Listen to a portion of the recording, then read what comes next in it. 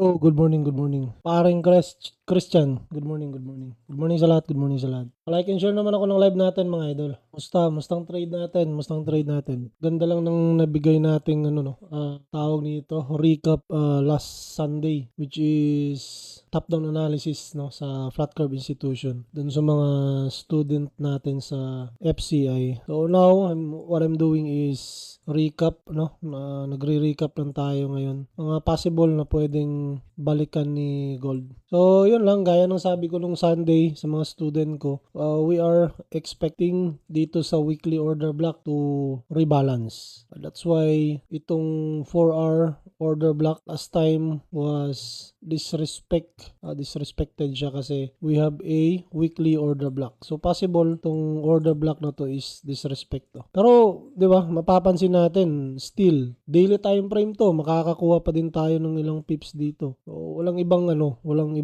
nasa mga 70 to 80%. There's always a reaction pagdating sa order block plotting natin. So, technically, but we need to combine pa din with fundamentals. Yan.